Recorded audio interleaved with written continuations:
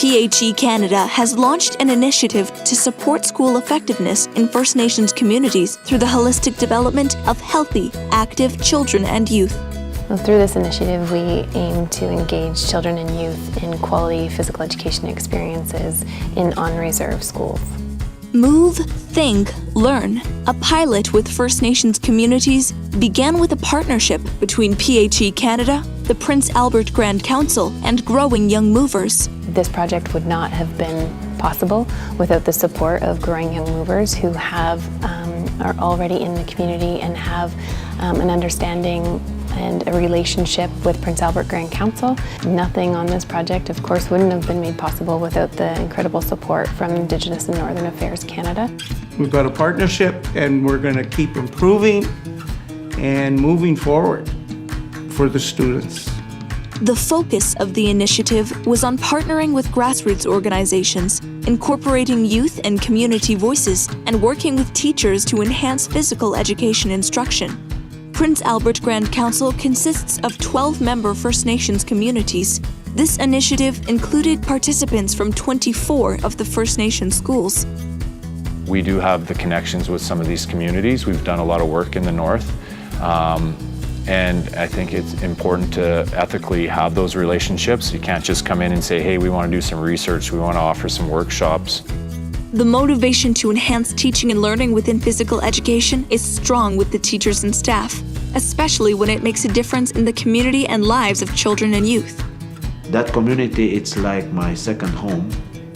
And my thought about physical education, it's not only about physical education, it's about our job is to make a small difference in community life and the kids' life. The initiative was launched with an in-person workshop to introduce participants, the partners, and to learn about physical literacy concepts, the Move, Think, Learn resources, and an intergenerational teaching strategy. Participants were then asked to use the resources and apply their knowledge in their schools and provide feedback. So we really want to work with the physical education teachers and physical activity leaders in the communities to support quality physical activity experiences for the kids. So we're just showing them a different way to do physical activity. The Move, Think, Learn resources move participants through various tactics and activities using small-sided games. They are designed to get the children and youth to think, using what is referred to as tactical talk. Finally, they participate in activities that are closer to the true version of the game, demonstrating what they have learned. So we are working with children and youth to try and foster stronger movement skills within them and stronger game strategies and stronger problem-solving skills. But within that problem-solving, for example, there's a cognitive aspect. So it's not just having them, play a game. They're thinking along the way. The resources are linked to the curriculum nationally, making it easy for teachers to implement. The moving part is easy for the kids because they're moving and they're having fun, they're engaged and everything like that. But so when I stop it and I get them to reflect a little bit and say, okay, think about it. What are we learning? What's the purpose of this lesson? What's the objective of this lesson? And then they start, and I see light bulbs. And then they start talking. Slowly I started to implement some games and I saw that they reacted well and they were more involved in physical education class. So I found that, it's a great solution for me, and I started to apply more and more. The games can be modified to give children and youth the opportunity to try different versions of the game.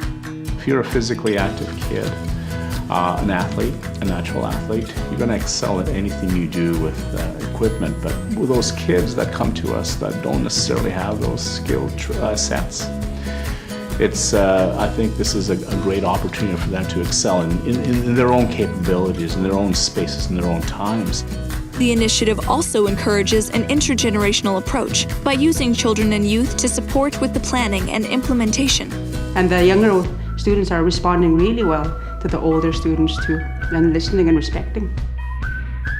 An important part of the initiative was providing community support grants to each of the schools to purchase the equipment necessary to implement the resources.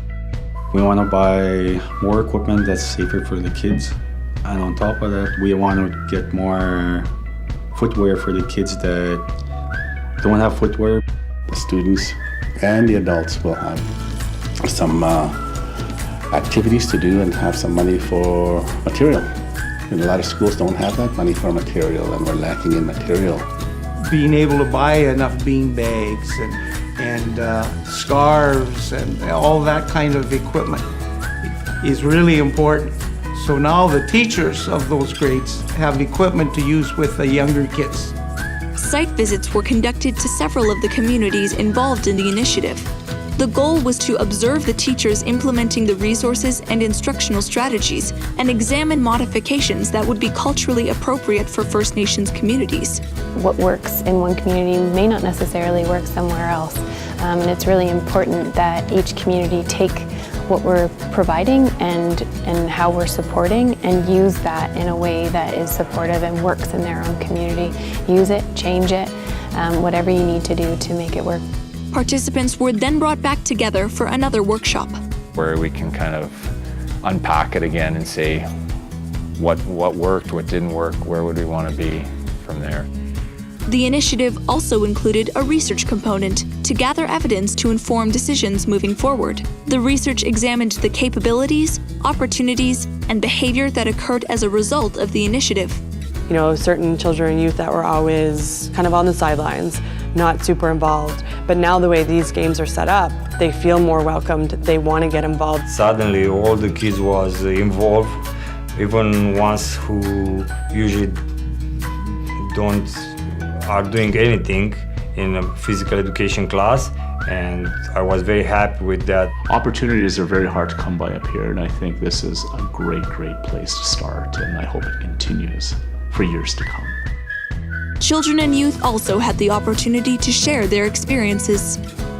It was fun. Cool. I think today was cool. You have to be teammates on it. Like the part where we have to pick up the balls and put them in the cup. That's the part where we have to hurry up before the person that's running back and forth gets points. So it's like we're helping each other. The comprehensive approach used throughout the initiative introduces an effective model in supporting and working with First Nations communities to improve school effectiveness, leading to healthy, more active children and youth. We had challenges with kids sitting on the side and had no clue of what we were teaching until we approached it and demonstrated it. And then that's when you started seeing kids getting off the bench and, hey, I want to try it, or hey, this is new, or I can do this, which is the main thing we wanted. And it'd be really beneficial for the administration to see how great this project is, this pilot project. Like, they need to see themselves how important it is for the school and the students. I just want to see students keep coming to the gym and not wanting to leave. I think that's success.